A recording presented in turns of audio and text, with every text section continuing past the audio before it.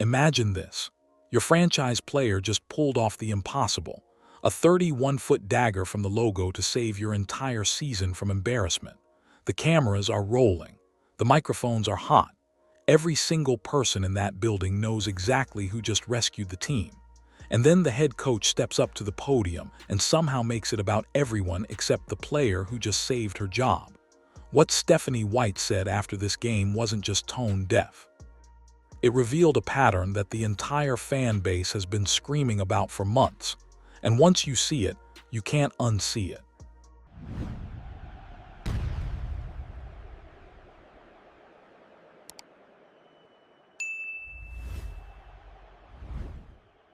Before we get to the press conference, you need to understand the context. The Indiana Fever scored 78 points in this game. That's it. This same core before White took over was putting up 90 to 100 a night. The transition game was electric. The pick and roll with Aliyah Boston was a thing of beauty. Now the offense looks like it's running through mud. Isolation heavy sets, stagnant ball movement, and a superstar being used as a decoy instead of the engine. The fans noticed. The ratings noticed. The empty seats in the arena definitely noticed. And this isn't some small market sideshow. The Fever are now valued at over $560 million. The WNBA just locked in an 11-year, $3.1 billion television deal. This boom exists because millions of new eyes tuned in to watch one player light up the sport. So when a reporter finally asked White about the growing fan frustration, what came out of her mouth changed everything. A reporter brought up something simple. Fans are frustrated. Your own neighbors are yelling at their televisions begging for Caitlin Clark to get more touches. What do you say to those people? And White looked into the camera and said, Back up. So when my neighbor comes up to me and tells me that he's so frustrated he's yelling at the TV because he wants Caitlin to shoot more. And you see social media, of course you do, and we all do. And we see frustration if Caitlin doesn't have the ball, or if something goes wrong, or if the team doesn't play well in the fourth quarter, all those things that happen in sports. What's your answer to those fans?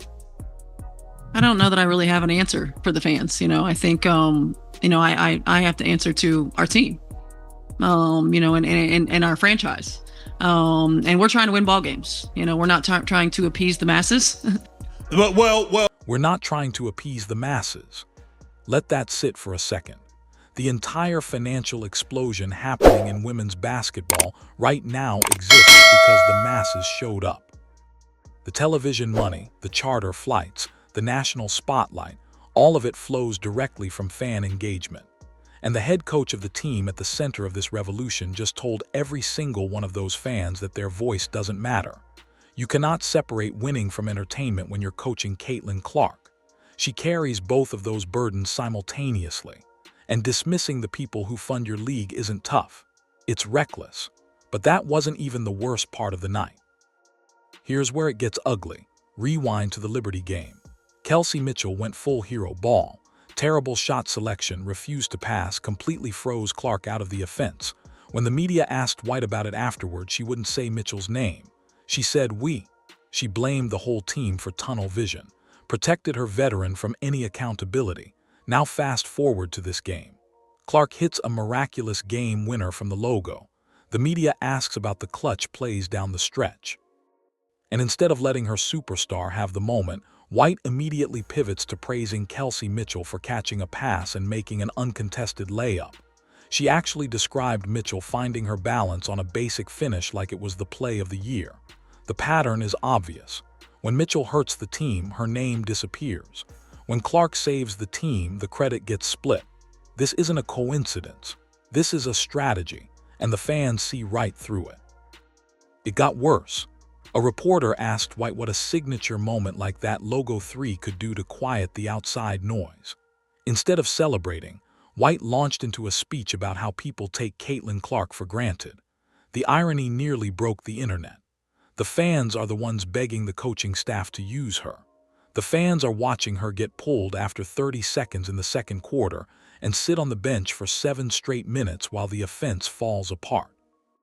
The fans are furious that bad calls against her go unchallenged. White is the one taking Clark for granted.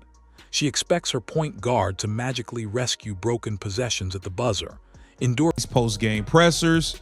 Let's take a look. Yeah, I mean, look, it's about finding ways, and we found a way, and get a couple of defensive stops, a couple of buckets. I thought, when we had the loose ball that Shakira got, and C found Kelsey, and somehow she found her balance and made the layup. I mean, those are all winning plays. Somehow C found Kelsey, and I don't know how Kelsey Mitchell found her balance and being a decoy while others hijack the offense and never say a word about it. Blaming the audience for what's happening on your own sideline is the definition of projection. And somehow, she still wasn't done. Even as the press conference wound down, White circled right back to the same talking point. While discussing Clark finding her way over the past 18 months, she couldn't resist mentioning the pass to Kelsey Mitchell one more time.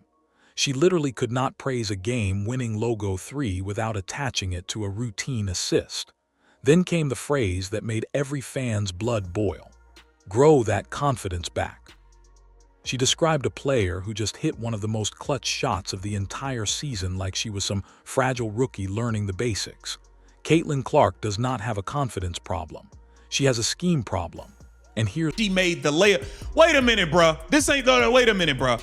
This ain't the kid. Don't bring up Kelsey now, because you refused to say Kelsey Mitchell's name last game when she was out there jacking up shots versus the New York Liberty. You refused. You wanted to broaden it. Oh, the team, as a team, we kind of had tunnel vision. No, you should have said Kelsey Mitchell name last presser. Don't bring it up now.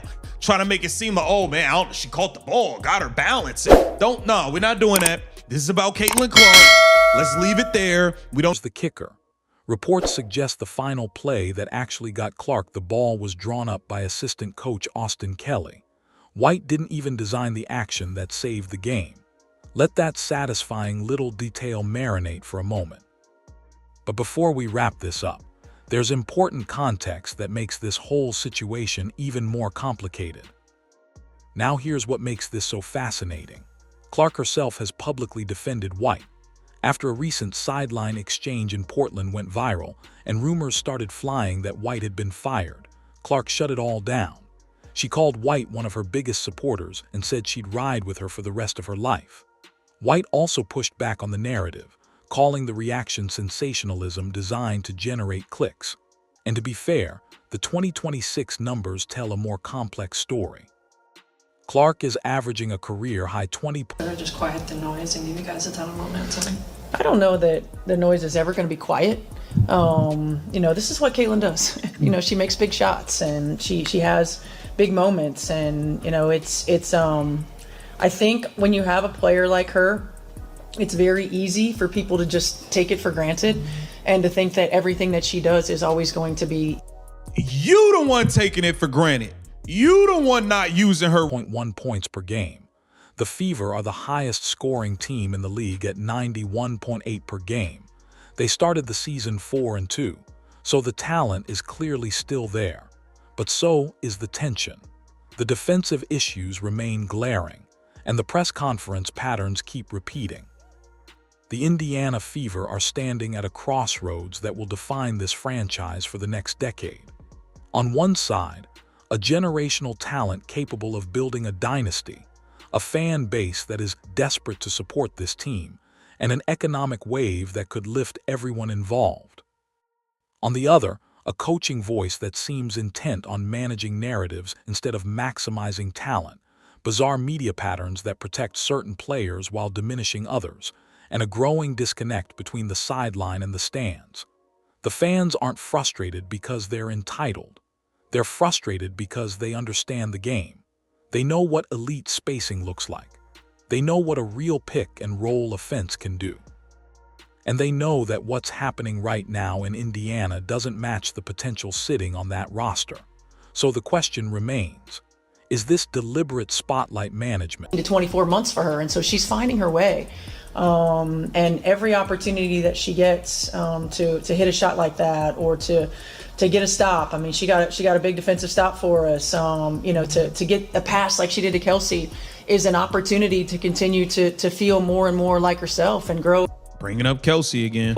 Grow that confidence back. And I say this. Or is it something deeper that the Fever front office needs to address before the window closes? Because generational talent doesn't wait around forever, and neither do the fans. Before going further, if you're enjoying this video, don't forget to smash that subscribe button. It really helps us keep bringing you the content you love. Share this video with your friends so they don't miss out on all the drama and excitement.